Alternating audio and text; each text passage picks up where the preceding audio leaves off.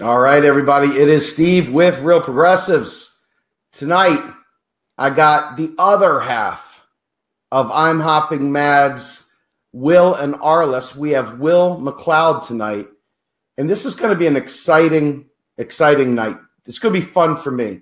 I'm going to tell you a couple things that are going to make this stand out for those of you who follow this page, and follow our broadcasts. Will is a slightly different animal here. He's not a bunny. He's a dude. But Will is also a little bit fuzzy though. Honest to God. Will is an honest to God true blue Democrat. Okay. And what makes this special is that we've built a rapport and we built a friendship. And I really like Will a lot. But Will has some insights that are going to, in my opinion, really, really help shatter the paradigm that many of us have been fighting to shatter to begin with. But to hear it from him, to hear the things that come from his mouth, and to understand how we can take this knowledge that we've all amassed and really build huge coalitions, change our strategy for how we can dominate and make real legislation come to pass that helps not just you and me, but everybody, right? Not just people that we like, but even people maybe we don't like, like the Trumpers or like the this person or the Alex Jones people, you name it. So without further ado, let me bring on my guest, Mr. Will McLeod. How are you tonight, sir? I'm doing great. Thanks for having me, Steve. Absolutely. It's a pleasure, man. It was weird. Everybody's like, he's not going to be a bunny on the screen. And I said, no, I think he might show up in like human form. I think he might morph into human form before we get going. I like the idea that it might be some kind of werewolf, and thankfully we didn't schedule this on a full moon. I don't even know what. Maybe. Well, I trimmed my beard tonight because I saw you were out bearding me, so I wanted to go thin on this, so there'd be a little difference in that we wouldn't look like two bearded dudes or something like that. All right, so before we get into the hoopla, I wanted to talk real quickly about this concept of Alex Jones. We talked offline. Bring Alex into the mix so we can all have a good chuckle. So I have been having just so much schadenfreude over watching Alex Jones respond to Trump attacking Syria. And he's not upset at a violation of U.S. law, and he's not upset that there's a violation of international law or any of that stuff. He's not upset that people died in Syria. He's not upset for any other reason than he feels personally betrayed. So people are dead. We blew up targets in another country, and he's mad because he was personally betrayed, which is just, I don't know what level or kind of privilege that is. But if people are dead and your feelings are hurt for some other reason than people are dead. And he got so mad, I think he at one point threatened Trump's life, and he's like, if Trump keeps doing this, he's a dead man. And then he backpedaled real quick because he realized what had come out of his mouth, and that was out loud. So, and if you haven't seen it, you can Google the video. I was going to say, I think we can actually bring this into the mix. So give me 1 second. I'm going to bring the Alex Jones meltdown into this. This is going to be priceless. So, oh my goodness. Let's get this turkey going.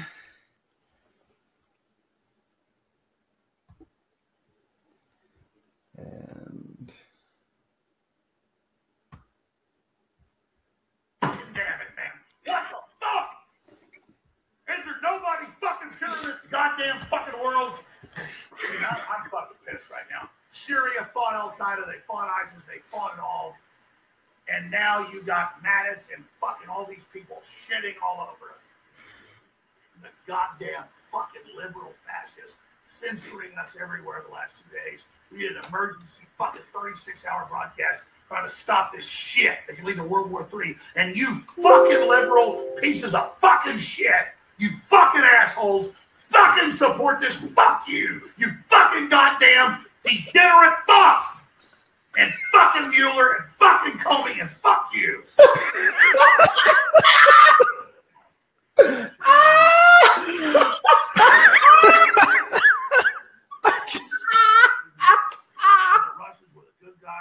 And again, remember, he's not mad that people are dead.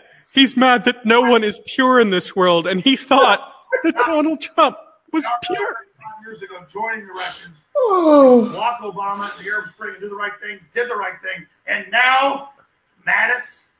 Oh my! And Mattis looks like a fucking Emperor Palpatine.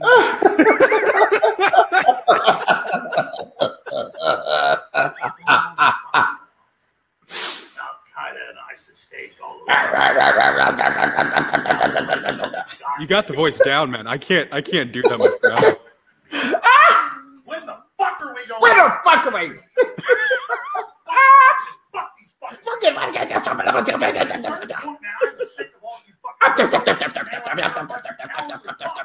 The last time I heard someone say "fuck" this many times in any context, it was a 14-year-old having a complete end of the world scenario.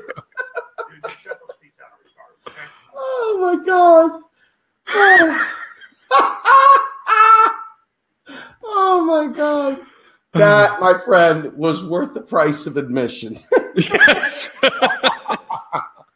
I mean, if Alex Jones is going to exist, at least can we call him Phallic Jones? Can we call him Phallic Jones going forward? I mean, the guy's just a complete. Well, he's a dom. I mean, the guy's an idiot. All right. So it's funny and it's sad all at once. Yes. But it's mostly funny and makes me feel better about everything terrible that's been happening in the last couple of days. So, all right, well, so there's the bad side of the coin. So you and I also talked a little bit, and I want to tee this up because I think it's important because it'll set the stage for a lot of what we plan to talk about tonight. I'm going to show a clip from me speaking in Washington, D.C. At a Trump rally, ironically. And what I'm hoping is that this will help people understand that we can, in fact, do some pretty special things if we decide to go ahead and take a different tact, right? Maybe consider a slightly different method of getting our stuff done. So here we go.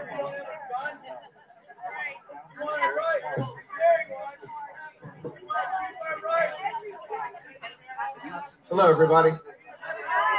My name's Steve Grumbine, and I'm probably the last person you would expect to see at what looks like a largely Trump rally.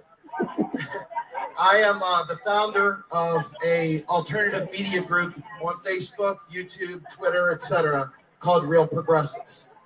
We started Real Progressives a long time ago to support Bernie Sanders against Hillary Clinton. We despised Hillary Clinton probably every bit as much as you all did, or do, maybe more.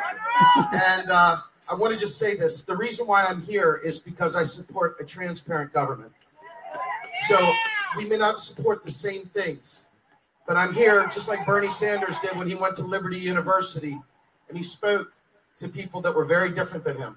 And you all are very different than me. Let me just be fair about this, okay? But one thing is true. Many, many moons ago, Donald Trump came out and said, the United States can't go broke. We make the money. Okay? I want you all to know this. Donald Trump said this. It's very important.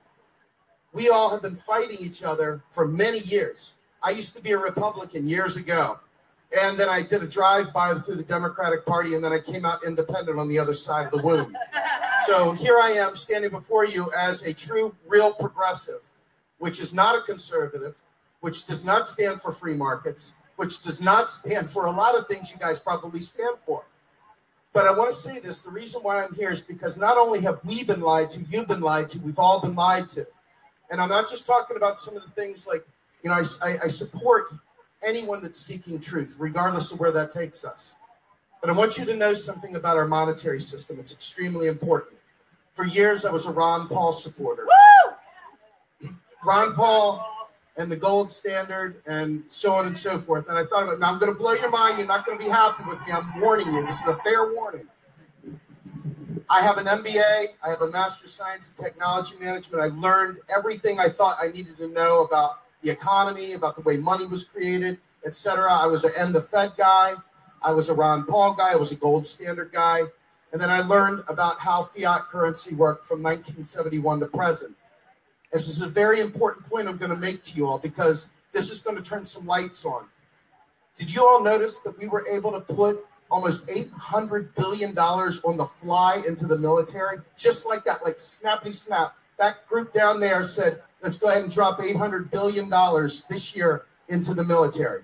You didn't see your taxes go up for that, did you? Not one penny. Not one penny. Why is that? How did they come up with that? Where did they get that money? I'll talk about it. That's what I talk about. It's my game. And so the deal is they came up with it with keystrokes. That's how our money is created in the United States, via keystrokes. And do you know why it holds its value? It's not because of the oil. I know you're going to say that. I knew you were going to go petrodollar. It ain't petrodollar. It's because they tax us. You don't pay your taxes, what happens? You go to jail, right? Something gets taken, your life goes to hell in a handbasket. And the reason for that is because we have a fiat currency that's driven by taxes. That's the only thing that gives it its value. So we could cut taxes, though. So this is where we can kind of find common ground here. We can cut taxes, and at the same time, we can provide services. The services that you all need, that we need, that everybody needs. And I'm not just talking about some crazy notion of, some socialist thing. Okay, I know that's the boogeyman. I'm talking about the basics. We already have this for the VA. Those poor soldiers are not getting what they need. We have people on my team right now that are opioid addicts, that literally are destitute. They've been released from the military. They've got not a prayer in hell to be well. They have PTSD. They are totally, totally screwed. They have not been allowed to reintegrate into society. They paid the heaviest price of all, short of dying. They came back broken, battered, destroyed, and no system in place to help them. That is not right. Okay? So we have so much. Hold on. There's so much that we agree on, you wouldn't even believe it. When you start looking at these areas, it's the bullshit that's happening down the street there, right versus left, left versus right, and it's got to stop. It's got to stop. We have to start looking at each other as people again. Not those guys, not these guys, but us guys, we guys, the 99%. I'm telling you right now, I don't have $1 million in the bank. You don't have $1 million in the bank. Maybe you do. Maybe you do. Maybe you do. I don't. My teeth are rotting out of my mouth. When the great financial crash happened, I almost lost everything. 17-year career at Verizon, you name it. We started Real Progressives to change that. And so as we're going into this, my mother is a staunch Trump supporter, okay? So needless to say, I am a blemish on her life. I'm not don't get me wrong, I'm not supporting, the Pelosi's of the world. I despise them, okay? So we're on the same page in that respect. I support a movement, guys. I am not a politician. I support a movement for the 99%. And that means that I can join arms with anybody I want to, as long as we're fighting for the same thing, and that is to take care of our family, our friends, the people of this country. My son is autistic. How many of you all have autism in your family? A lot of you. A lot of you have autism in your family. I can tell you right now, the children in our country do not have the funding at the state level or the federal level to be taken care of. They are literally being kicked to the curb, forced into classrooms where they can't sit still, they can't pay attention, they have nobody there to take care of them, and they are starved for funds. We already know we can afford it with keystrokes. It is inhumane to allow that to happen. It is not right. This right here, my friends, is exactly why we need to come together. I don't care about Donald Trump, so you know I don't give two craps about them. I care about us. If we stand up, we, the people, stand up, they cannot resist us. I don't care how much money's in there. They cannot resist us. It's up to us to take it to them and say, we will not accept it. So remember this, if you all want to find out more about economics so that you can understand what the hell they've been doing and understand why we aren't taken care of, please look up something called modern monetary theory. And you will learn all you need to know so that you too can fight back against these bastards up the street and make sure that they start serving the people. I'm Steve Grumbine with Real Progressives. Thank you all very much. Now, I got to tell you, man, I didn't expect to get a round of applause. I expected to get kicked off the stage. Yeah. But there are issues that we can leverage to make them understand how this works. Yeah. And it's not all the total far cray ideologues that you can't touch that are just hard nuts to crack. There's many people in that soft center that could go either way and that would listen to reason, that are just hurt and upset with the way things have gone, and they're looking for escape. They're looking for an answer, and it's not always the right answer. But we have this golden ticket, if you will, this fiat ticket being, modern monetary theory. It's a great equalizer. And you had some great ideas. So lay out what your thoughts are for reshaping the debate, Will. I think that as we've gone towards modern monetary theory, as we've thought about MMT, as we've thought about all of these things, we've allowed it to affect our thinking about economics, but we haven't allowed what's possible to filter into our thinking about politics. We still think in our views of politics that somebody has got to get screwed. And if you look at the 2016 debate on the Democratic side, that's what a lot of it was about, is the Hillary side thought that Bernie was going to screw us on this list of issues. And the Bernie side thought that Hillary was going to screw us and sell us out in this other list of issues. And the result was we all ended up at each other's throats online, when really we could have been on the same team and could have shared these values. We just never managed to have that conversation because we still believe that there are limited resources when it comes to politics and what's possible and what we can do. And so my view to change that, and to change this idea that the Democrats are going to sell something out, and the Democrats have got to get on board with this, by the way, is that you got to take everything we care about, whether it's LGBT rights, whether it's the lives of Black Americans, whether it's what's happening with Native Americans, with the reservation system and, Standing Rock and all these other things that we forget about, whether it's any group of Americans, rural Americans who are getting screwed out of jobs, whatever it is. And we put that in a pile and said, this is not negotiable. And what MMT does for us is it opens up a lot of options around that where we can give away things that we don't actually care about. For example, nobody I know from the cities really understands what it's like to live in a small town in rural America and what is going on there economically. And they're kind of shocked at some of the situations that people live in.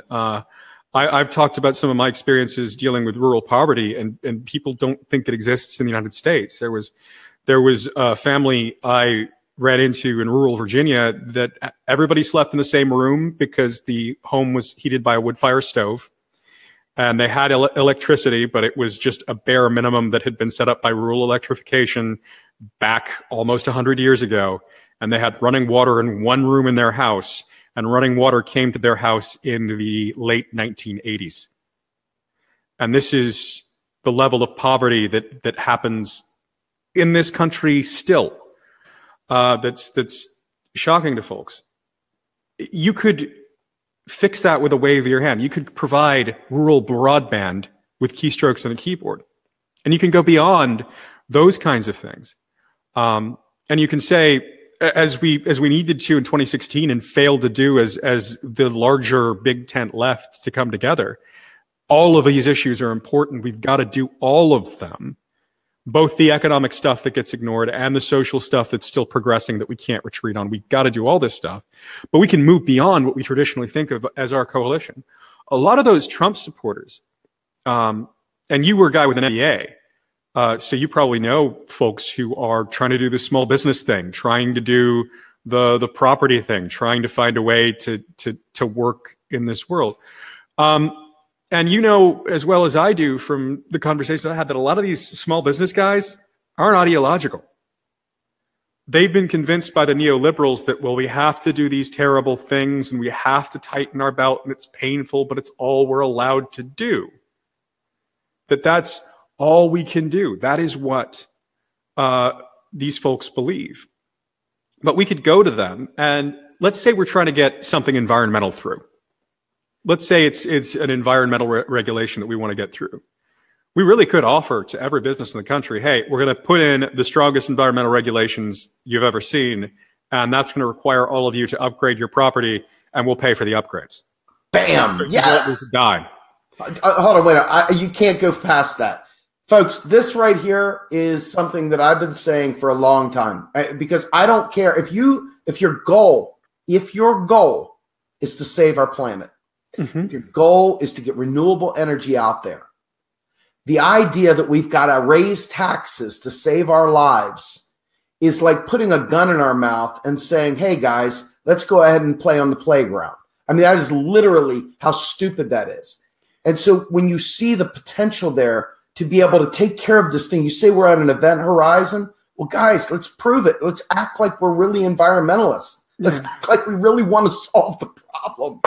I mean, anyway, go ahead, man. I didn't want to let that go, man. Do you remember Bush Gore back in the day when it was Bush Clinton, the first Clinton election, and George H.W. Bush went after Al Gore and said, if this guy gets into the White House, we'll be up to our eyeballs and owls and out of work for every American. That's how they push it. That's how they push the anti-environmental stuff. Gee, clean water would be nice, but it's going to bankrupt us all. But it doesn't have to. And I don't think any person on the left cares about whether we pay for the upgrades to a factory or not as the state, whether we have the state pay for that stuff, so long as we get clean water and clean air and a reversal of climate change out of the deal. Well, see, now this is where your centrism, if you will, and I don't even know if that's a fair term, but this is where the blue world that you live in differs from the green and the independent world, because unfortunately, and there's facts here. It's just a matter of order of operations. You have a lot of folks on the left that think that we got to quote unquote eat the rich in order to save ourselves. They don't realize that we can render the rich irrelevant and go ahead and do these great things regardless of them. Instead, they would let everybody die, not intentionally. Yeah. But they would let folks die chasing the tax war. And this is centrist Dems too. Let's not be fooling ourselves. They love to raise taxes. All of these folks do. So we've got to get them to understand the role of a tax. What is the purpose of a tax? And the purpose of a tax is to make sure that you're using the currency. That's it. That's the only reason. And so we can actually drop the taxes. And we shouldn't just drop the taxes to drop the taxes. We drop the taxes incrementally as a trade. Oh, Republicans, you want to block the environmental regulation. You want to block free healthcare for everyone. You want to block, paying off student loan debt and getting rid of private debt. You want to block that thing? Here's a sweetheart tax relief thing that you dream about. Amen. I'll trade you that, because we don't actually have to care about that. And the reason that the left, the hard left, still gets involved in this stuff is because we're stuck in dated thinking. We live in a world where goods are virtual, which means that wealth is potentially infinite. You don't have to redistribute it anymore. You can just create it. Yes. And so we're still stuck in this, 19th century perspective of finite resources. And I really hope in my lifetime, if you look to, and I'm going in an Elon Musk direction here, if you look at the resources above our heads in space, there are single asteroids in the asteroid belt that contain more metal than the human species has mined in our history. Amen. There are enough resources in our solar system within the reach of our current technology that we can move to post-scarcity. That's where we can go in my lifetime. But the thing is, we've got to make, and I think what we do is instead of, so there's a phrase that actually comes from the green world that is infiltrating the democratic world slowly and needs to go faster, which is the idea of restorative justice. And that applies to climate justice and to a lot of other things. And what I like about restorative justice is that it is victim focused. And it's how do we restore dignity to the victim? That's step one. And then it's how do we restore peace to the community? Step two, to make sure that the perpetrator of a crime doesn't commit it again. And then how do we reconcile that person with the rest of society? If we think of the criminality of corporations, and not necessarily legal criminality because they're doing stuff that isn't against the law but should be, but if you think about the moral criminality here, wouldn't it be better if we paid them off to arrive at a world where they don't hurt anybody anymore because they can't? Yes. Wouldn't it be better to just write a check and pay them off so that we can have all of these other things that we all agree are necessary? Absolutely. And I think if you take that restorative justice perspective and you think about how do we restore the world to the place it needs to be, then we're not attacking these folks who we are considering enemies. We're asking them to dream of a better world with us. Dude, you're making me want to clap. But that's how we do it. And then we can bring in anyone into the movement, because with these tools, with the direction we're going in, the world we all want to live in is possible. Yes. And you don't have to, again, it's not about redistribution anymore. You don't have to take from anyone to get there. Right. And once you point that out, doors open that you would never consider to be open. Because the one thing corporations love is money. They're not inherently ideological. That's right. We could actually steal most of the corporate voters from the Republican Party and from centrism and get them on an MMT, very lefty platform. Well, because the one thing we can say to them is, all we're trying to do is make sure your customers have more money. So boom, then you've got UDI or a jobs guarantee. I want to say something interesting, what I think is interesting, right? What you're bringing up here is, I like to look at the world, and I know this is not the way people view the world, but that's because I'm trying to look at the world in a different way to create a different outcome. So with what you just stated, if you take away the parties for a minute and you just put down a multiple choice question, get rid of any party, no colors to tip it off, no nothing.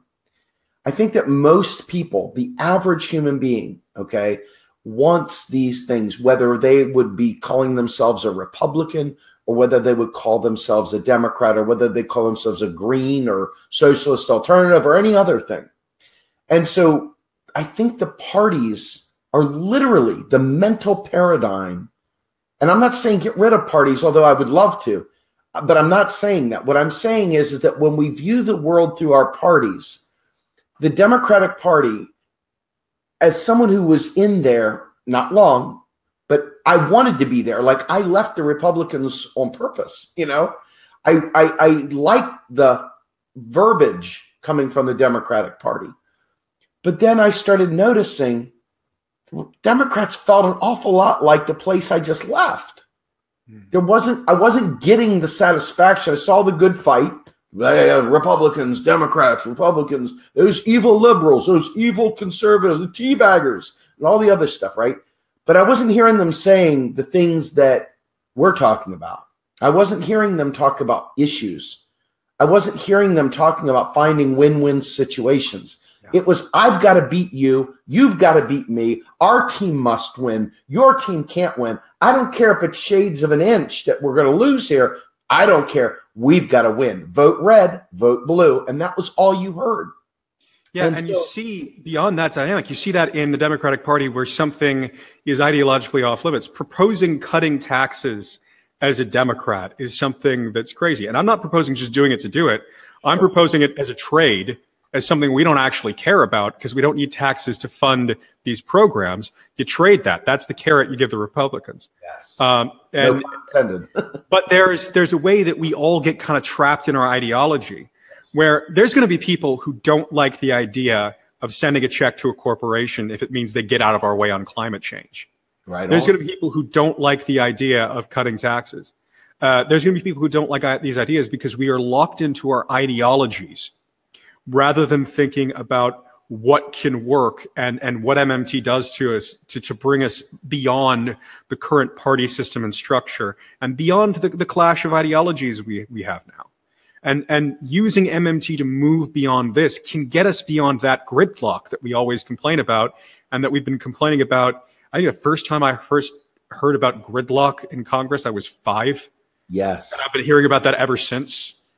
Like, and it gets us beyond that, because it actually, and it can turn Congress from this place where it's like my team is fighting your team and we are going to have total victory or none at all. And it gets us to a place where we can actually have Democrats and Republicans working together again. And we're not going to compromise on this giant stack of things that we just talked about. Like, we're not selling out poor people. We're not selling out LGBT people. We're not selling out people of color. We're not selling out immigrants. We're going to actually start doing things for these groups in ways we haven't before. We're going to remember that Native Americans exist and are also in a state of emergency. This huge stack of issues that everybody could, in the chat room right now, just type and have their own, like, 5 issues that we ignore. We take that stack. We don't compromise on a single one of those things. But then we use the freedom MMT gives us in public policy to go after those spaces where we can give the Republicans something they desperately want, but that we don't actually care about. That's how you do it. I love it. And I want to say this, when we talk about reducing taxes, so I'm a former systems engineer, and the people I run with are all about order of operations. Okay. Yeah. And so they say, let's solve the suffering first. So I don't care how we do it. Let's solve the suffering first. Meaning, I shouldn't be sitting there stressing that it's going to be 40 grand to get my teeth fixed. Yeah. Because that's what it costs. And I can either go into work every day with nubs and rotting teeth, or I can go ahead and go bankrupt trying to get my teeth fixed, my grill fixed, And, other people, hey, I broke my leg, but I can't afford to have it set. Hey, Dad, can you get 2 2x4s together and make my leg straight? And all of a sudden you're looking like you're riding a horse. I mean, these are things that are very real, unfortunately. I mean, I went to school with a guy that had the same problem. And so the idea is, I broke my ankle in 2009 or 2010. And it's never been the same because I didn't have health insurance at the time. So I just had to go to the emergency room and get it kind of checked out. And I've had a weak ankle ever since because I was never able to afford the physical therapy. And I've been kind of doing my own physical therapy ever since. I know it. I've lived it. I'm a millennial. I got student loans I can't pay. This is our lives right now. And we shouldn't be worrying about this stuff. That's right. So we solve the misery, right? Yeah. Then after we solve the misery, then we come back later, right? Not now. Like, let's not worry about it now, but later. And then after we install a federal job guarantee to set the floor, take the power away from corporations to hold destitution over the lives of the people, right? Then after we've done that, that also strips away the power of Wall Street on the folks that are stuck in these places that have to make bad choices. Hey, man, let me take out a friggin' payday loan to survive, right? This eliminates that.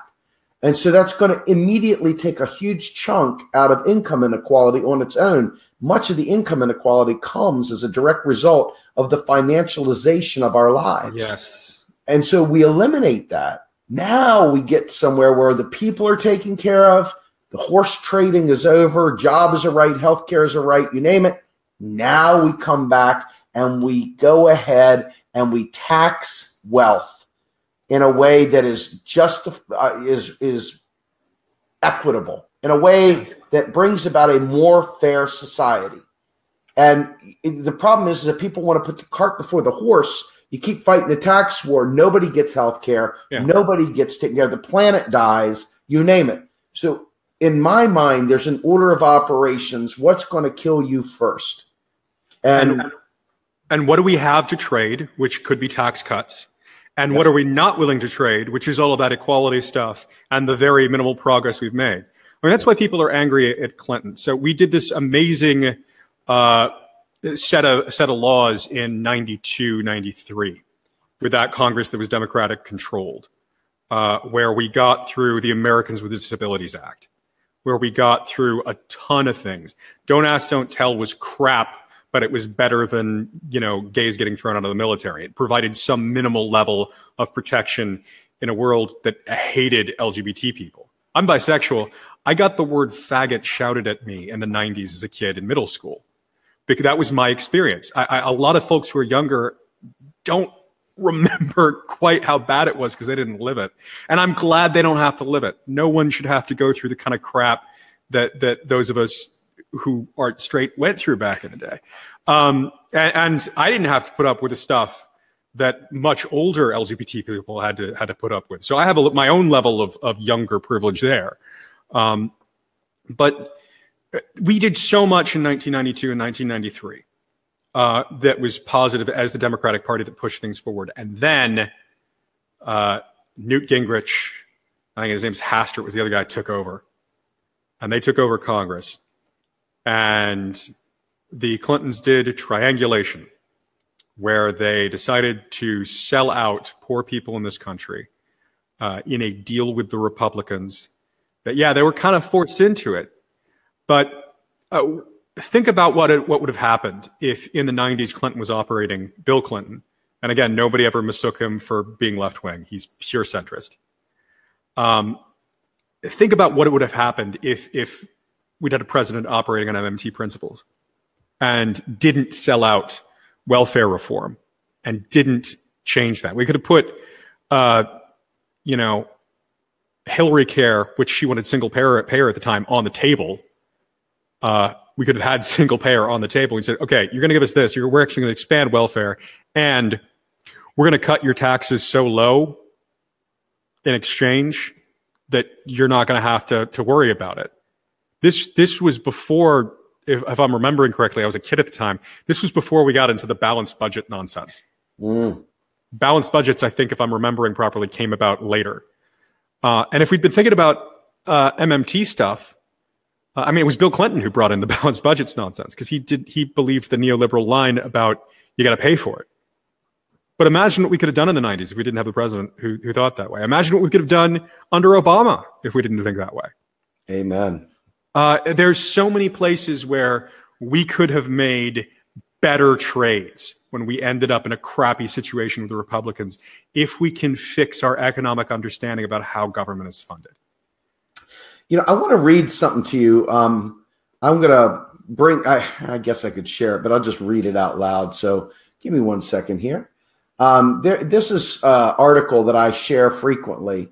And this was a quote, basically an email to Business Insider from Dr. Stephanie Kelton before she was, really, really hitting in the bigs.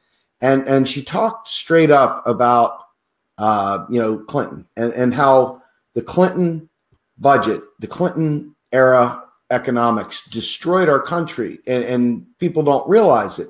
But it's important that they get past any feels they might have for, hey, Bill was a cute man, or whatever other things they have, any kind of party loyalty, because it's the economics. To quote Bill Clinton, it's the economy, stupid.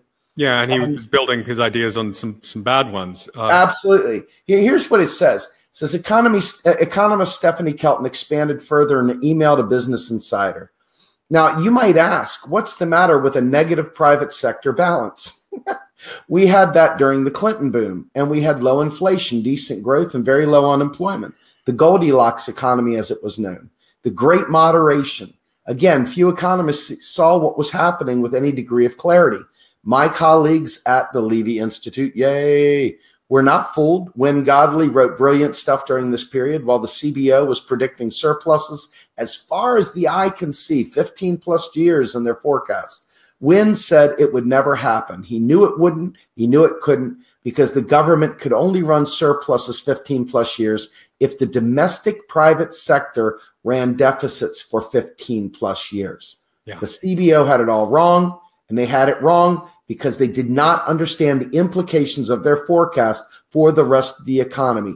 The private sector cannot survive in negative territory. It cannot go on year after year spending more than its income. It's not like the U.S. government. It cannot support rising indebtedness in perpetuity. It is not a currency issuer. Eventually, something will give. And when it does, the private sector will retrench, the economy will contract, and the government's budget will move back into deficit. I mean, that right there is very eloquent. I hope people understand what I said, and I'll put the link up in a little bit. Yeah. Well, let's simplify that even further, because there's a thing I've done, and I learned how to do this in a bar when I was having a conversation. It just came to me when I was trying to explain how this works. And there's actually someone in the comments here who keeps asking, the name James Skipper, who's asking us, why, is printing money dangerous? Explain this to me. So here's the answer to what you've been asking, man. If I'm the government, the way I fund the entire economy, where your cash in your bank account in your pocket comes from is I write a check, or I print dollars, or I do keystrokes on a keyboard. Those are various methods by which I put money into the economy. And I put, let's say I spend $4 trillion. Boom. I've spent $4 trillion into the economy. But I've just been told that I need to have a balanced budget by the politicians who run me. So I'm going to reach in and tax all of those $4 billion back. And now you have no money because all the money I spent into the economy got taxed back. Because the deficit is the money in our pockets.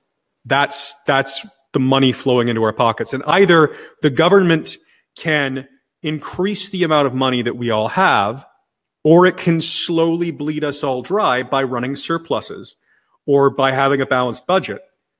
And that's how the economy sort of gets vaporized. And it's very simple. You just take a napkin and you write, okay, $4 trillion. I've spent it in the economy. That's all the cash. Balanced budget.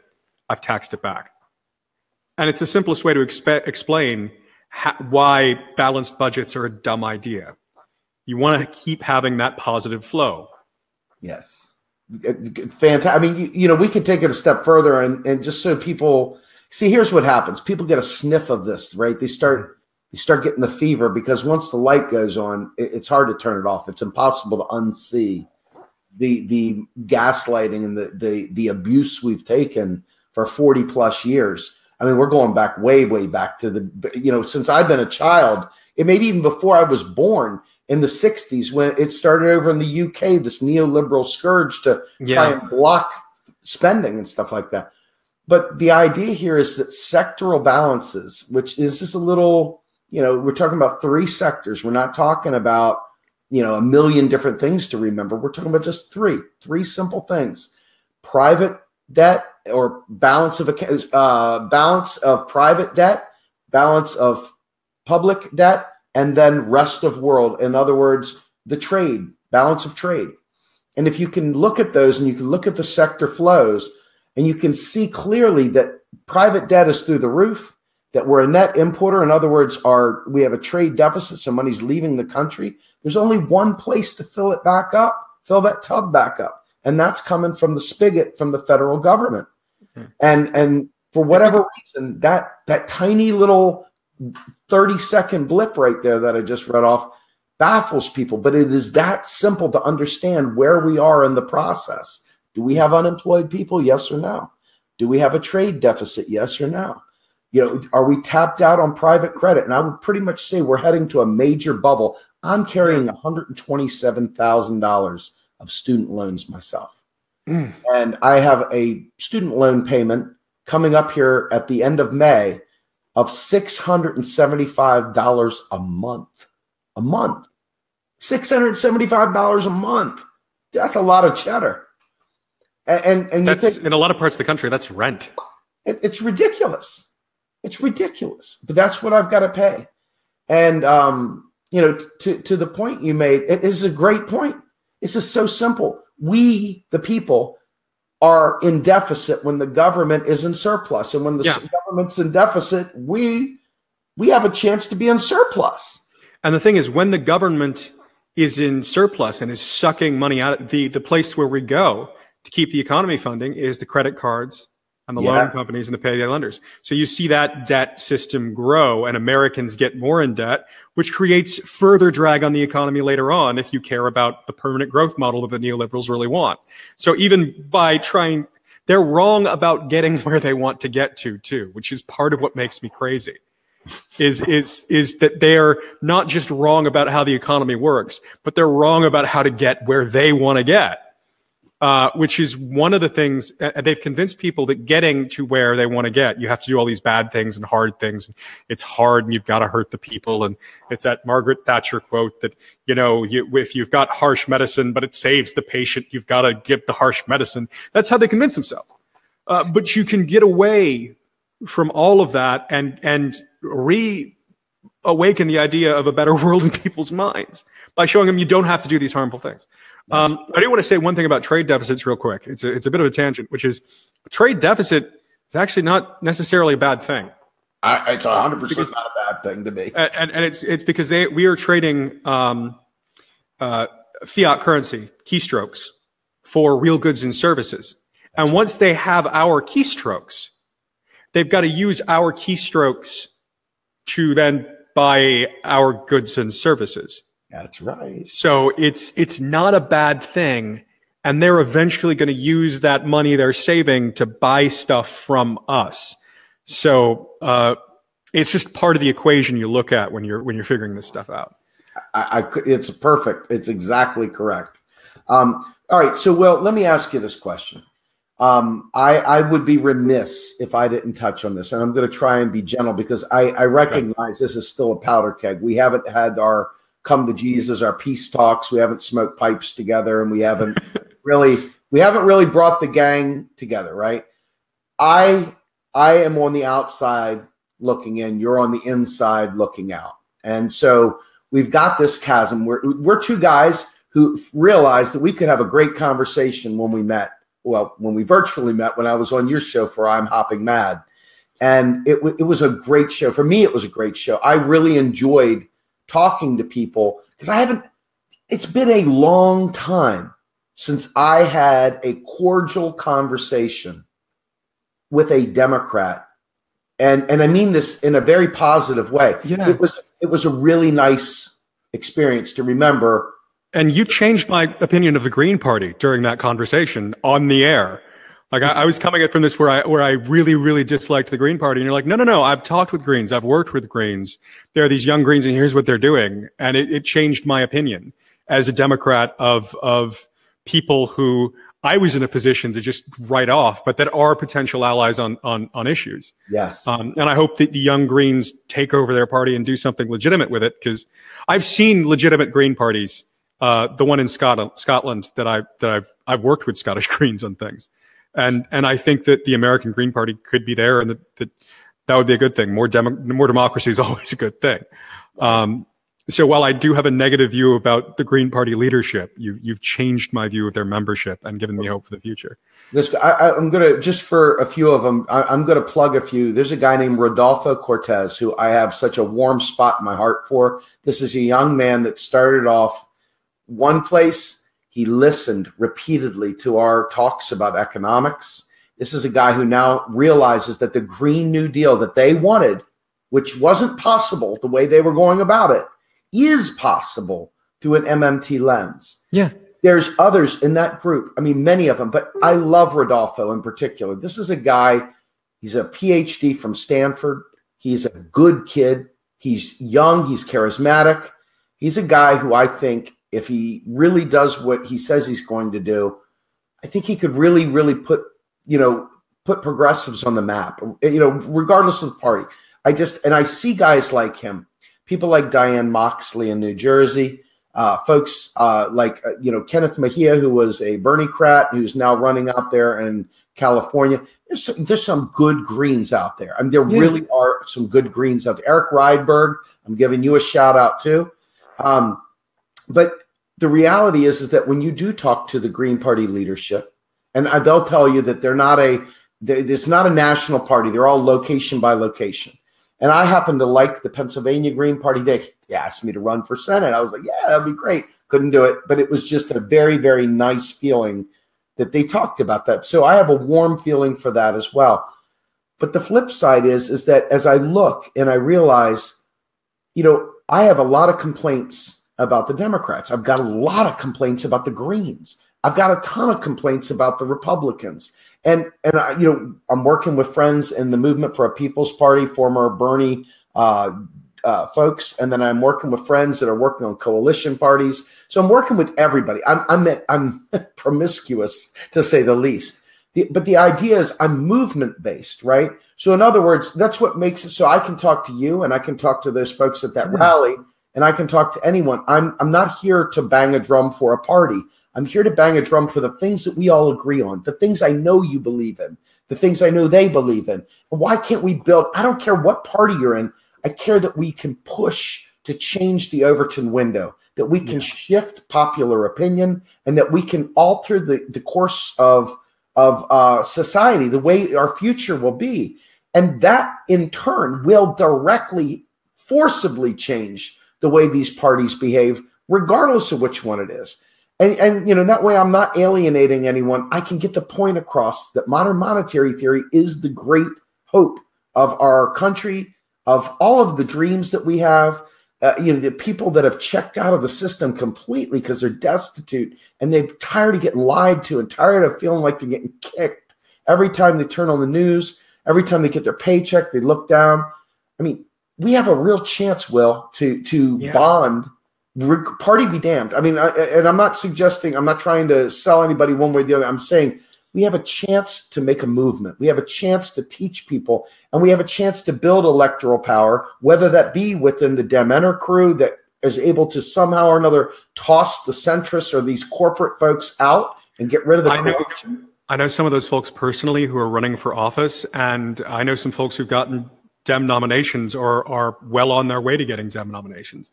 Yes. I'm not going to give any shout outs because I don't know if they want me to give shout outs. Well, if they do, that's great. But, and the thing is, like, these are, I was a Hillary supporter during the campaign, and I have a lot of friends who were Bernie supporters, and we were never like enemies at all. Like that didn't happen. My best friend in the world was a Bernie supporter up until Bernie, up until the convention, and then jumped on the Hillary camp. That's kind of the place I come from. None of my Hillary friends are running. It's only my Bernie friends who are fired up enough to run for office in various places. So you want to talk about Dem Enter? From my perspective within the party, it's working, and it's a great thing. It is a really great thing because a lot of these folks are the future of the party. That's how we move on, in my perspective, from the bruises of 2016, is by recognizing that while we're going to have some disagreements as this larger movement, because like you said, party be damned, we're bigger. You can go talk to Trump supporters in a way that I would not be able to even get on that stage. I would end up in like probably a shouting match before getting there. I would have an issue with somebody in that audience, and I wouldn't be able to be like, wait a second, I can't get in a fight here. I got this bigger, more important point. I would just get off on that tangent. I'd be like, okay, attack mode. You were wrong, and you need to know that you were wrong. But you can talk to folks I can't talk to, and the same thing's true with me.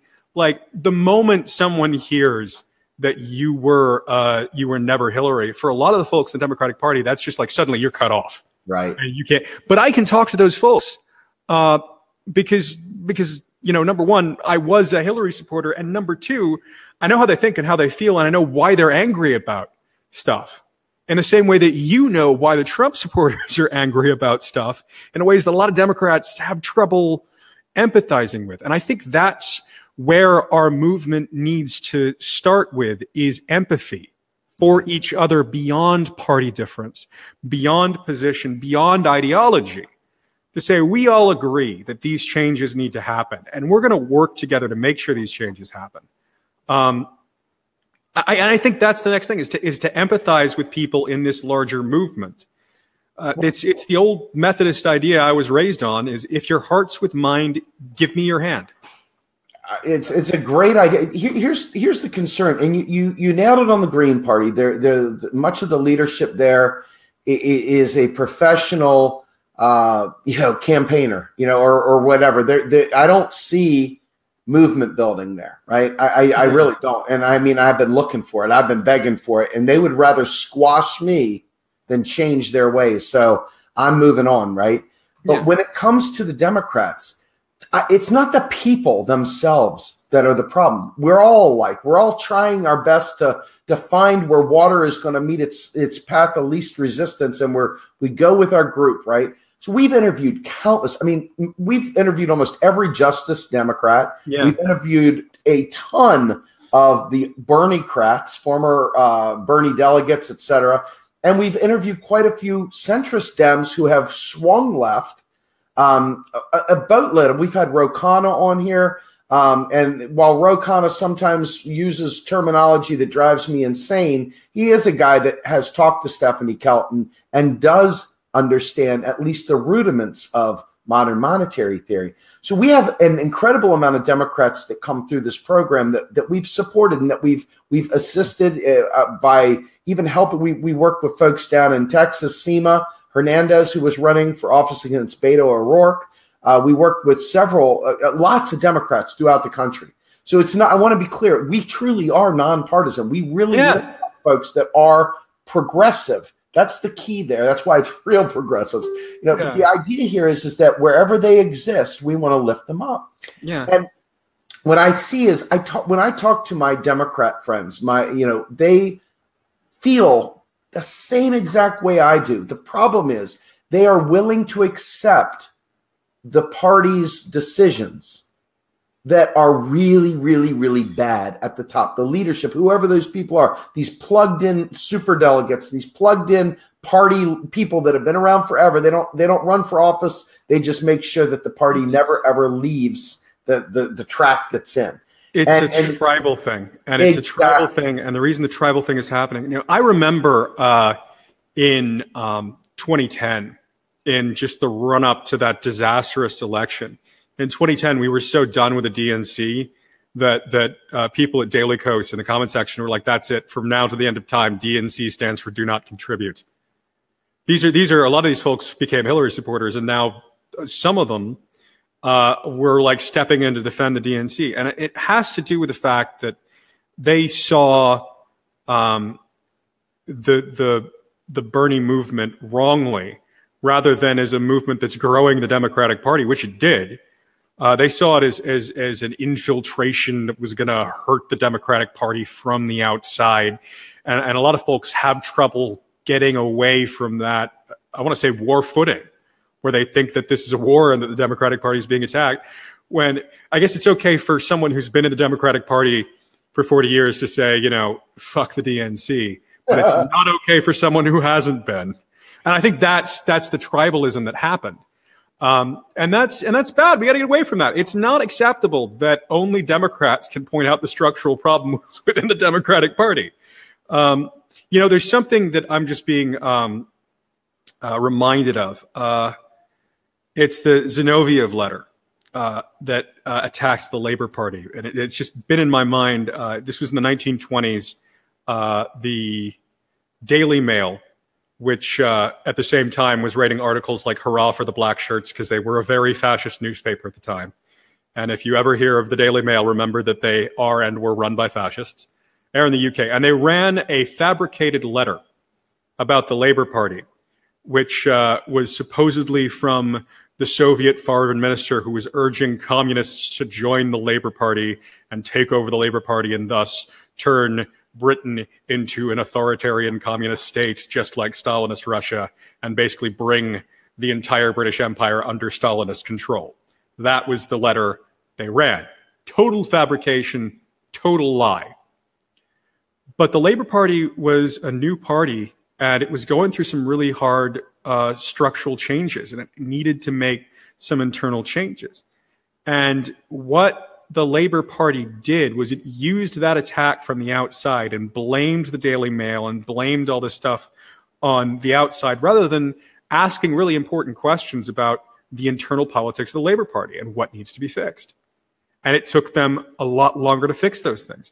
I'm worried that might be happening now with the Democratic Party, where we are so angry about what happened in the primary, we're not willing to look and say, you know what?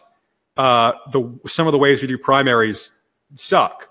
The system involving caucuses where it's not one person, one vote, and people who are poor can't participate. Those suck. And if you look at the party system when it comes to superdelegates, we weren't able to make people understand or trust that system because it's so weird. I would prefer that if we decide to keep superdelegates, it works like this. You have 5 votes before the superdelegates are allowed to cast a single ballot. So you let the elected delegates try 5 times to nominate someone. And if they can't nominate someone by the 5th ballot, then that's when the party is allowed to step in to prevent a smoke-filled room. So I want to read a tough comment. Okay. And I'm going to put it up on the screen. This is from Elizabeth Bergen, Netherlands. And this is not an uncommon refrain. People are still brutally wounded with the Donna Brazil reading giving the questions to Hillary kind of thing, the obvious sabotage when it came to media exposure and stuff that came out of Podesta emails and so whatever, right? And here we go. She says, a lot of us will never accept that the Dems neocons sabotaged the Bernie movement with every method in the world and are still sabotaging the progressive Dems. How can these people ever accept that? Well, the reason I, as a progressive Democrat, am still a progressive Democrat and still fight for folks like Elizabeth Warren and still in part of the party, because, that happens. It sucks. I hate it. I love all the Bernie Democrats that are showing up to help us fight back against it. But my perspective is, the Democratic Party is one of the largest political parties in the United States. I think we may be the larger one by party membership right now. I accept that there's, shall we say, fuckery going on in my political party. The question isn't whether there is or isn't. The question is, what are we going to do about it? And I would rather organize and work with folks like you so that when we're able to get a Democrat running that the people who listen to this podcast can support, we've got that support built in. And I would also like to work with you so that there's voices of criticism, because criticism needs to happen. Because, supporting people who are suffering in this country is more important than loyalty to my party. Amen. And that's something that I, as a Democrat, believe. And I do not like it when my party has sold folks up the river. And I've been describing this entire show about how we can stop that. And if folks can, on their conscience, help us take the Democratic Party away from that, I'd love and welcome their help. And if you can't do that, you can still help with this MMT stuff. Yes. By, like you, Steve, being able to go and talk to people I wouldn't be able to talk to. I know. The movement is bigger than the party. That's right. And the progress that we're going to have is going to have to involve Democrats and independents and various other flavors of left folks and progressives, and actually some conservatives who we can convince about the MMT thing. That's right. Who can come along and be like, I may be a conservative, but if you cut my taxes, I'm going to be fine with you having free college. Exactly. I want to bring up something that I think is extremely important, and I bring this up whenever I can because I want people to understand how pernicious and just vile this strain of gaslighting is, and it goes way beyond the parties. What we're talking about is the aesthetic, the humanities, the infiltration of the scarcity narrative in every cartoon, the Fred Flintstone cartoons, the Roseanne Barr shows, the books you read, the newspapers, everything you see parrots this exact narrative, regardless of whether it's spun from a Dem perspective or spun from a Republican perspective, whatever.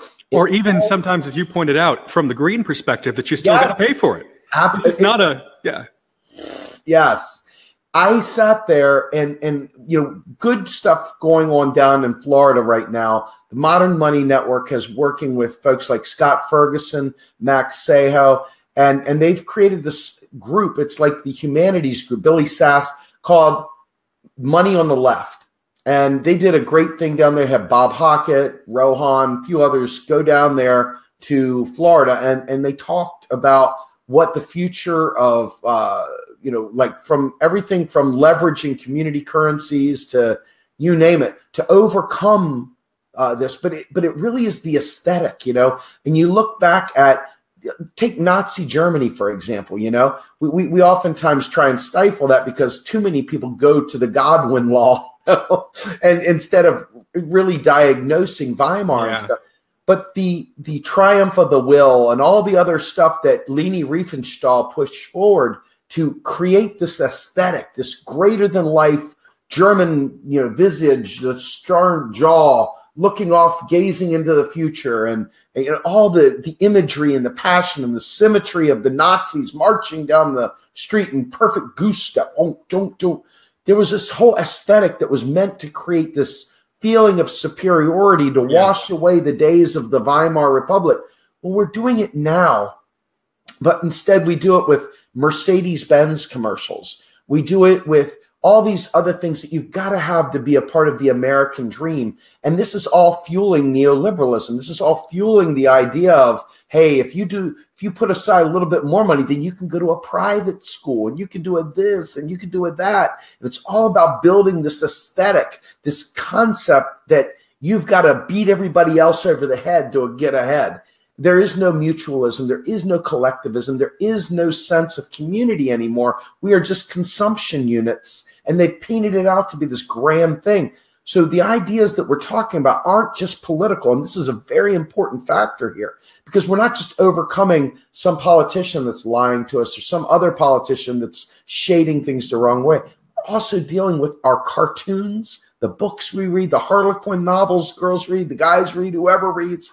On and on and on. Everywhere you go, the aesthetic is based in this scarcity narrative. So it's not just overcoming it politically. It's a bigger conversation. Yeah, that's absolutely important. And I agree with everything you said there, that we have to get away from that scarcity narrative. There is a flip side to it, though, that when we're arguing with folks, we want to remember. And I want to point this out because a lot of times I run into people who are neoliberals, and I actually enjoy arguing with neoliberals because some of them are rational, and I've actually got some of them questioning the things that they believe. And one of the things they keep saying is that MMT is magical thinking, and that there are real limits, and you're just saying that there's no limit whatsoever. And I'm like, well, there are real limits, but they're not budgetary.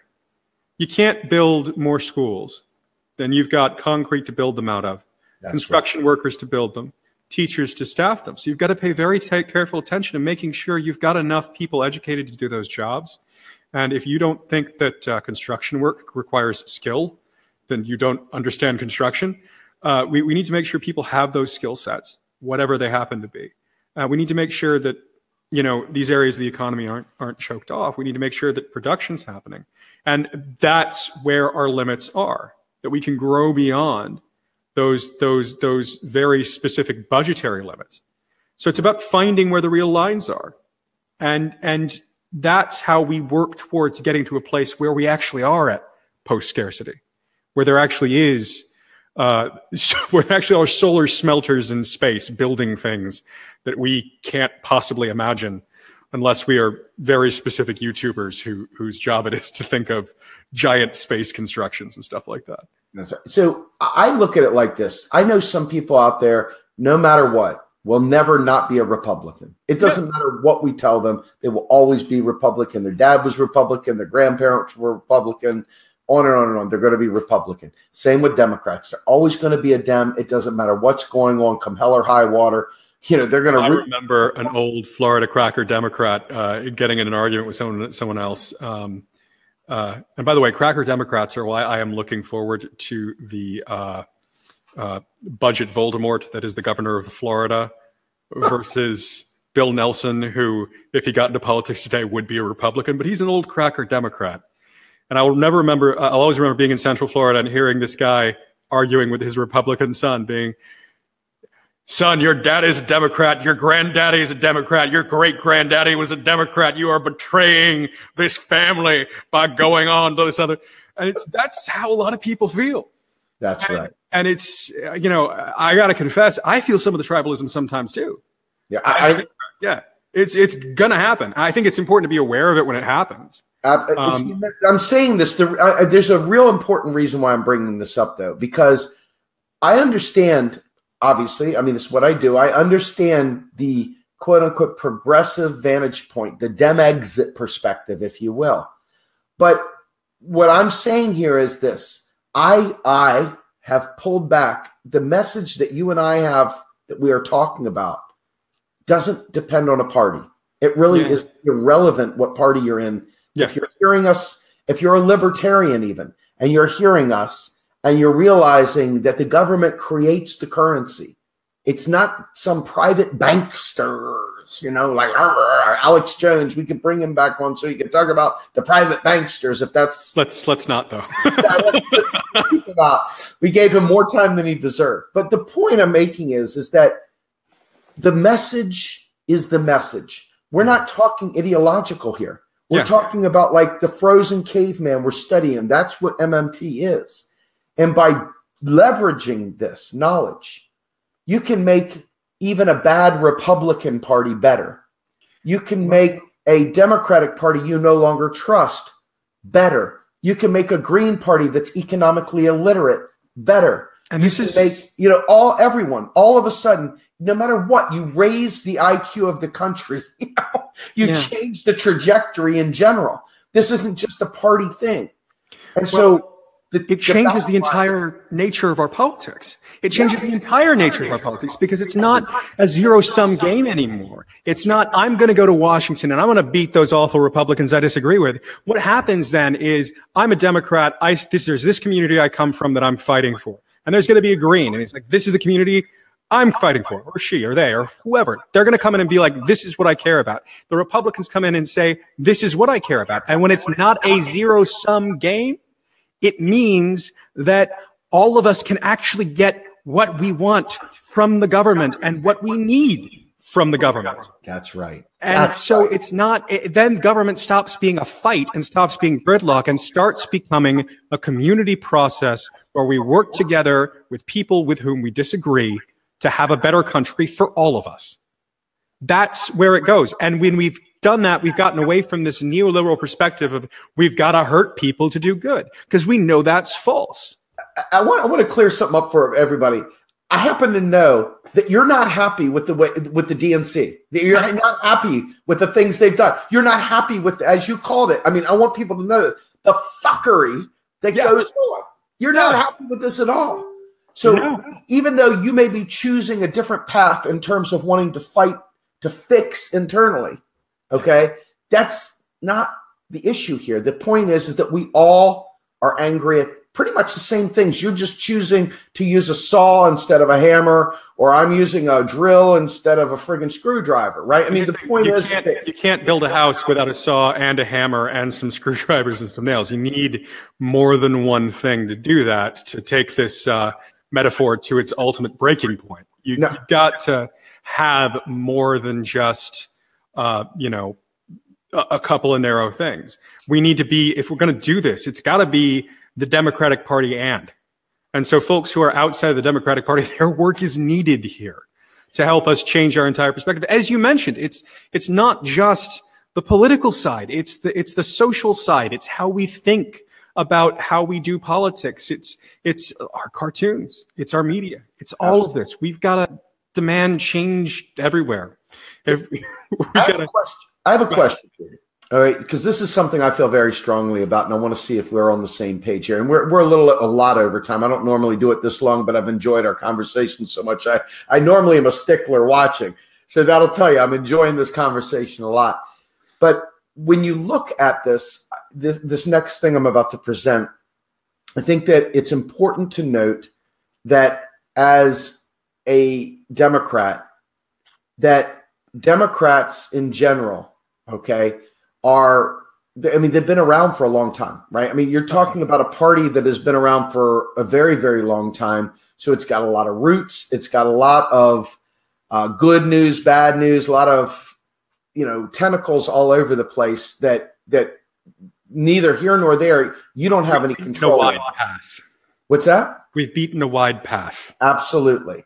So when we're talking about any of this kind of a shiftagons here that we're going to try and create, in my opinion,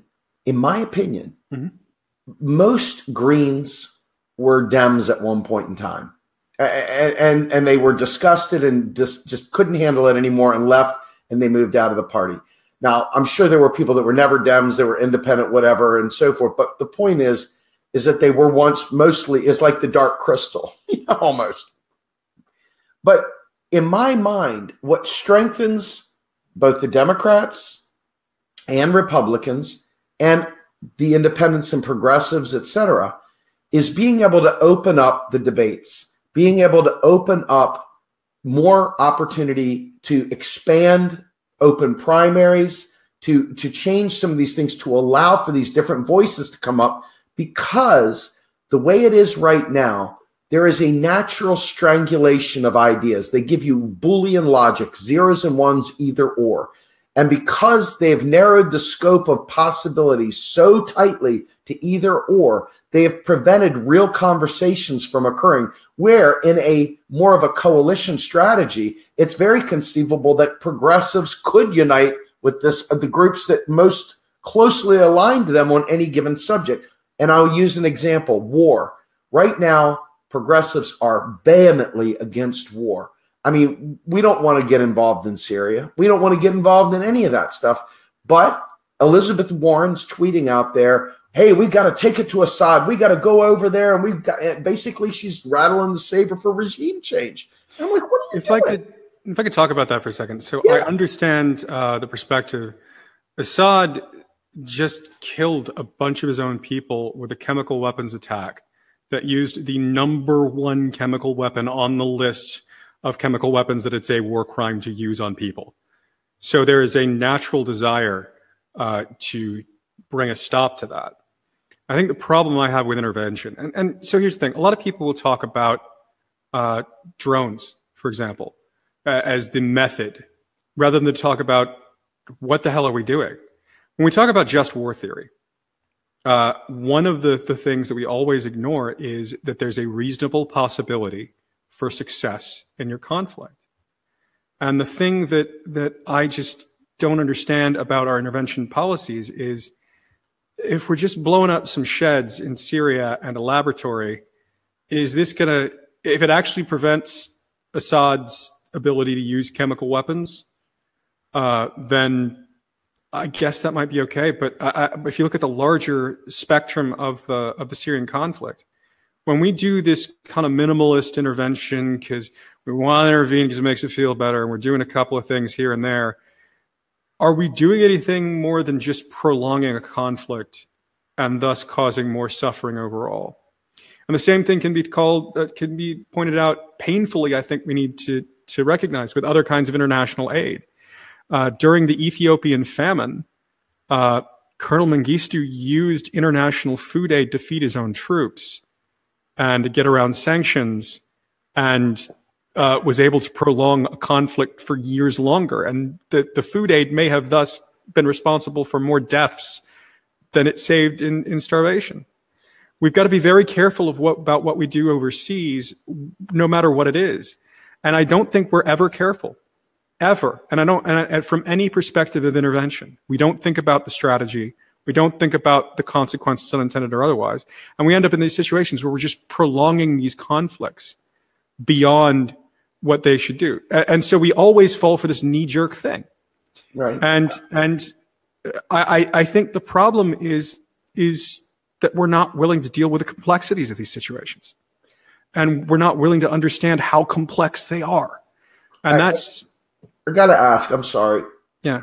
I have been digging as much as I can to find any evidence that Assad did this. And I've yet to find any. In fact, we bombed before the inspectors came. The day before the inspectors came, we bombed the area. So I want to know, obviously, any type of chemical attack on innocent civilians, period. Or even not innocent civilians, just anyone, even bad guy. Yeah. Bad, right? Bad. But I've seen zero proof. And I mean, I'm looking for it, okay? Because I don't ever want to be the guy that accidentally says something that's going to lead any. Yeah. I'll keep my lips shut before I say.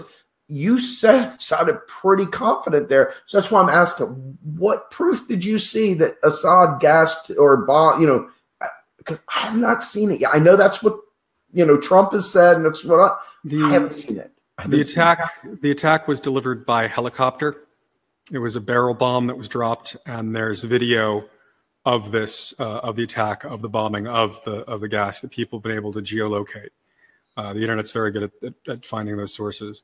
And there's only one group in Syria that uses helicopters. Well, there's two, and that is the Russians themselves, who definitely didn't do this, and the Syrian military under Assad. ISIS doesn't have helicopters. The Free Syrian Army Forces don't have helicopters. So it's by process of elimination. The evidence is pretty clear to most of us that Assad did do this and did order this, because it was delivered by barrel bomb by helicopter. And as far as those kind of evidence questions are concerned, I don't like that. Even if Assad did this, I'm not sure that intervening is wise, because does it prolong the war? I love the idea that we've got to have consequences for international law things, but here's the thing. The reason that the UN is difficult to work with right now on this topic is because the US will veto anything, any UN resolution at all against Israel. Anything that comes before the Security Council, any action, anything other than just a strongly worded letter, gets vetoed by the US at the UN. Same thing's true with Syria and Russia. So international law is doing its job of preventing a nuclear war between the US and Russia, which is why the US called the Russians and like, we're going to launch this attack, so get your people out of there, to prevent World War III from happening. Sure. I'm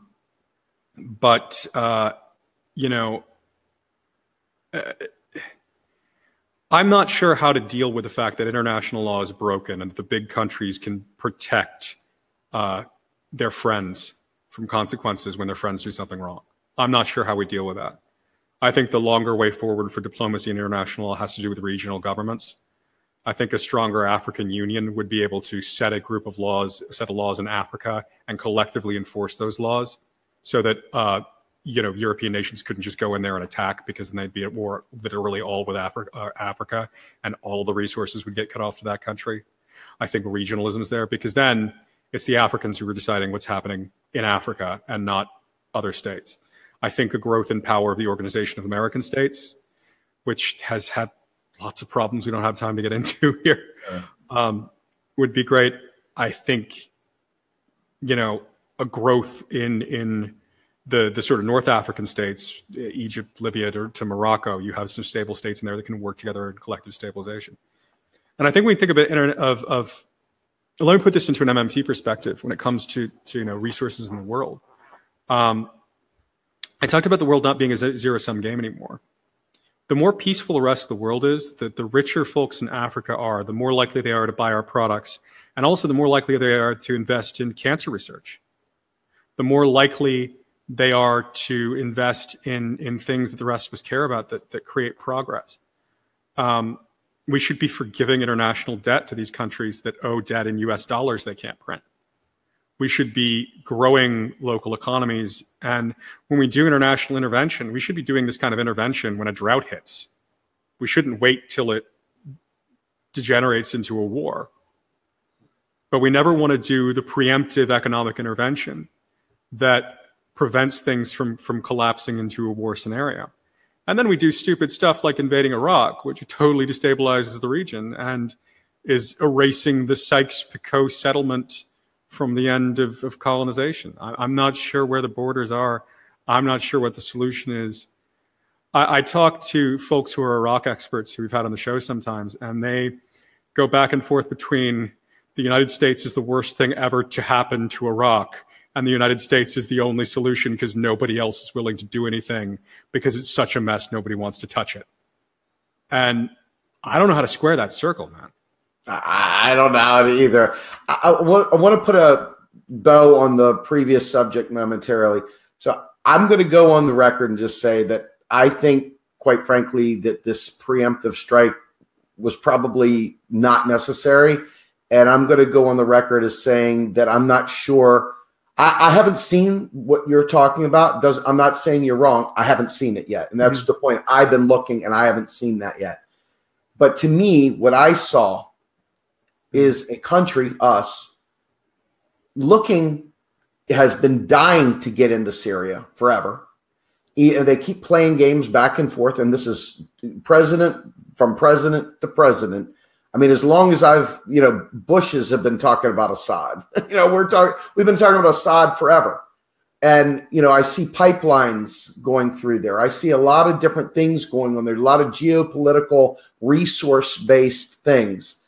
And for me, at this point in time, I would come to the table and say, I would like to see us do a heck of a lot more diplomacy, a heck of a lot more investigation, and a heck of a lot less, let's go ahead and fire off a couple million, tomahawks, into some country. I think, I have a son, to be perfectly honest. I have a son. He just graduated high school. He's going in the military. I don't want him dead. Let's just be selfish for a minute. I don't want him dead. But let's just say, looking across the pond at some of these other folks, I don't want them dead either. Yeah. And I think a lot of this, quite frankly, back to resources, if we do put the MMT spin on it, and you start thinking about this, so much of our economy has been tied up to the development of military resources, from tanks to planes to whatever. I think there was a great documentary called Why We Fight, and ironically, John McCain was in there, right?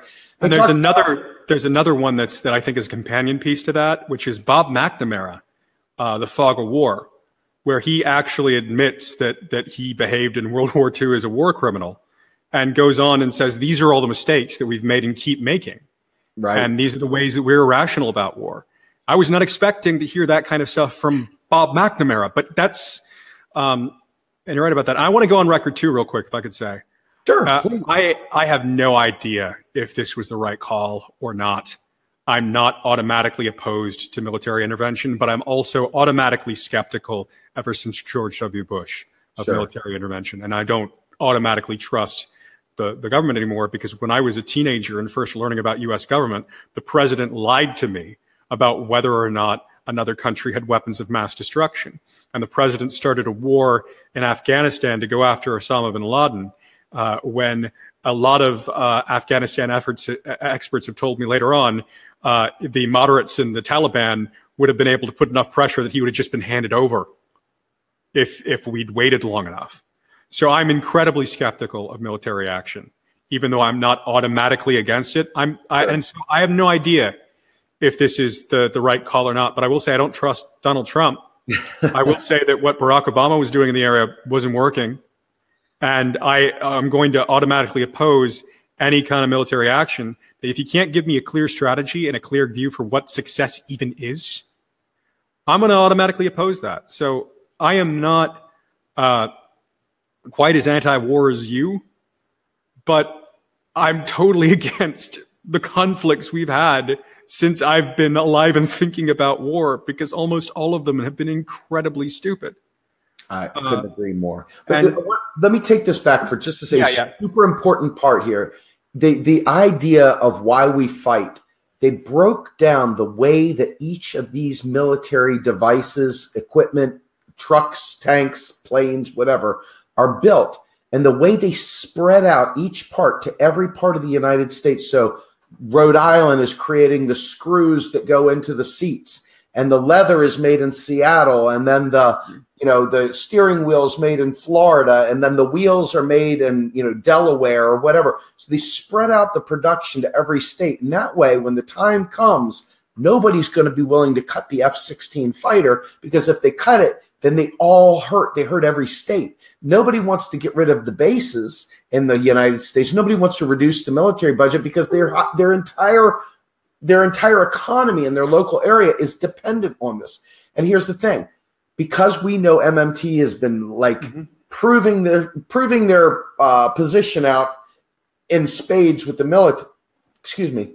You can realize that when government's spending directly into the military and you've got a base in your local area, you've got an infusion of cash that's going to keep coming into your local communities. So this is a way to keep us from ever really rebelling. It's kind of almost like an opiate, if you will, because we need the jobs. And they did this on purpose. There was no mistake about it. By spreading out the production, they made each of these things something that the United States, the states, could not do without. And so as you look, they've used war as a stimulus many, many times because it ramps up production of these things. That in turn creates economic activity in the states that gets jobs, et cetera. So, I mean, you look back at World War II, we were at full employment. We had to actually sell war bonds to slow it down. And you look and you see this over and over and over again, the go-to move when the economy is about to tank. And right now, our economy, even though Wall Street may say one thing, Main Street is suffering mightily. I'm telling you, I believe that these kind of maneuvers, and who am I to say? This is the economic side of me coming out. Yeah, if I could get in on this real quick. Yeah, absolutely. The budget sequester cut the Navy's budget so badly that it's actually cannibalizing other ships to get parts. They've reduced this military spending, and they're continuing to reduce military spending. There are folks who I know in the military who are dealing with equipment that's falling apart because they're not spending what needs to be spent on maintenance, and they're cannibalizing other things. And I look at what you just said, and then I look at a country like Sweden who has Saab aircraft that are actually nuclear capable aircraft, and Sweden's not part of NATO. They haven't really used their aircraft against anybody. That's not what they do. The ability to produce military equipment doesn't mean a requirement to use that military equipment. It's possible to have a massive military or a massive military stockpile and just not use it. I think the problem that we have is a problem of diplomacy and refusal to use diplomacy. And you can see that in the Trump administration, where in half these countries you're talking about, we don't have ambassadors. We had a situation where there were a couple of accidents in Japan involving the U.S. military, and normally the Secretary of Navy would work with the ambassador to Japan.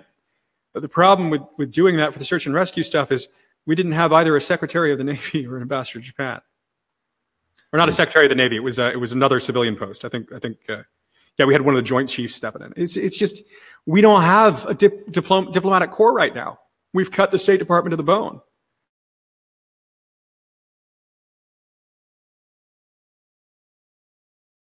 I would love, but the problem is whenever we get into a situation where there isn't a diplomatic solution, our answer is often to just bomb something.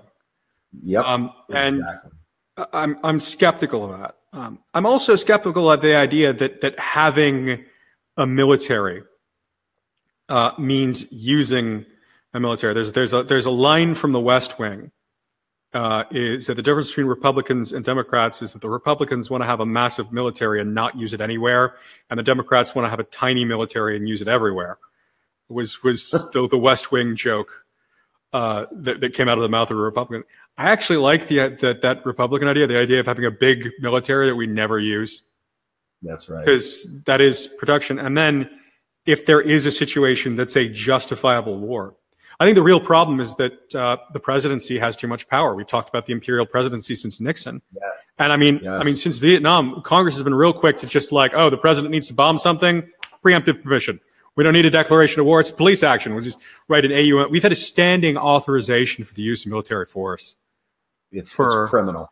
We shouldn't have that. You shouldn't give the president a blank check. And one of the main things that has scared the crap out of me of the Trump administration that we need to change about the military side of things is the president should not have the authority to launch a first strike nuclear attack.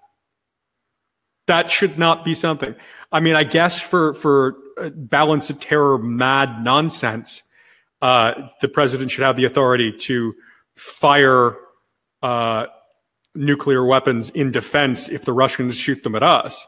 But the president should not have the authority to launch a preemptive nuclear war.